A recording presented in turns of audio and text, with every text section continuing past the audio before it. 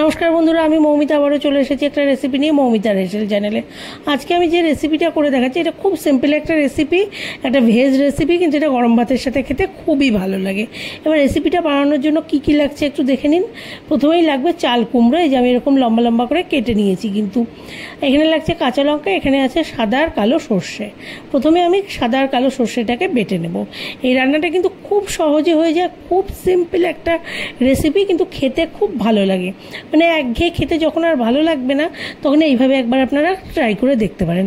এই যে চাল কুমড়োগুলো দেখতেই পাচ্ছেন আমি একটু মোটা মোটা করে কেটে নিয়েছি। একদম পাতলা করে কাটলে আবার ভেঙে যাবে গিয়ে, তখন মানে রান্নার পরে দেখতে ভালো লাগে না। তাই এই যে এরকম একটু মোটা মোটা করে চাল কুমড়োগুলোকে কেটে নিয়েছি আমি। এগুলোকে একবারেই আমি কড়াইতে দিয়ে দিলাম, আলাদা করে আর কিছু করছি না। এবার আমি এই যে সর্ষেটার যে বেটে রেখে দিয়েছিলাম, সাদা আর কালো সর্ষে আর সাথে 3টে কাঁচা লঙ্কা দিয়ে আমি বেটে নিয়েছিলাম, সেই সর্ষে বাটাটা দিয়ে দিলাম। এবার দিয়ে দিচ্ছি পরিমাণ মতো নুন, আর দিয়ে দেবো এর মধ্যে পরিমাণ মতো হলুদ একটু দিয়ে সব কিছুকে খুব ভালো করে একসাথে কিন্তু মেখে নিতে হবে। আর কিচ্ছু না, এই যে হাত দিয়ে দেখতে পাচ্ছেন ভালো করে কড়াইয়ের মধ্যেই সব মেখে নিচ্ছি। কিন্তু এরপরে কি করব, এর মধ্যে একটু তেল দিয়ে দেব, দিয়ে এটাকে জাস্ট ভাপানো হবে, আর কিচ্ছু না।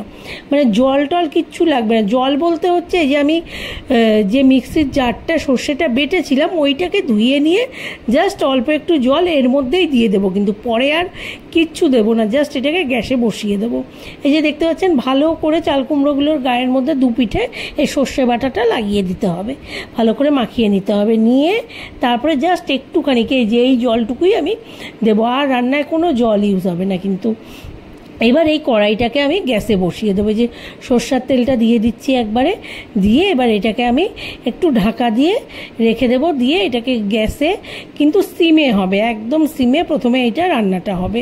এই যে গ্যাসে বসিয়ে দিয়েছি, দিয়ে এবার এটাকে ঢাকা দিয়ে সিমে রেখে দেবো 10 মিনিটের জন্য। 10 মিনিট এটা একদম সিমে থাকবে। এই যে দেখতে পাচ্ছেন 10 মিনিট এখনও হয়নি, এটা 5 মিনিট হয়েছে।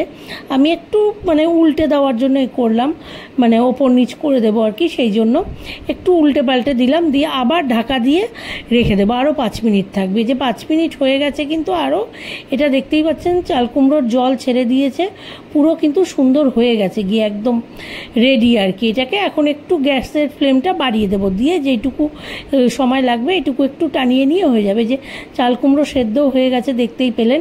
এবার আমি কাঁচা লঙ্কা, চেরা কাঁচা লঙ্কা দিয়ে দিলাম 3টে, দিয়ে গ্যাসটাকে অফ করে দিয়েছি। দিয়ে আর একটু সর্ষের তেল দিয়ে দিচ্ছি। এবার এটাকে আমি ঢাকা দিয়ে আরও 5 মিনিট রেখে দেবো।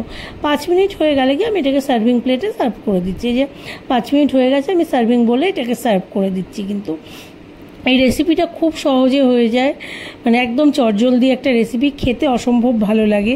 তা রেসিপিটা যদি আপনাদের ভালো লাগে অবশ্যই আপনারা একটু ট্রাই করে দেখবেন। ভালো লাগলে একটু লাইক করবেন, শেয়ার করবেন, কমেন্ট করবেন। আর আবারও বলছি, চ্যানেলটাকে সবাই প্লিজ একটু সাবস্ক্রাইব করে নেবেন। সবাই ভালো থাকবেন। প্রচণ্ড গরম পড়েছে, গরমে সবাই সুস্থ থাকবেন। অনেক অনেক ধন্যবাদ।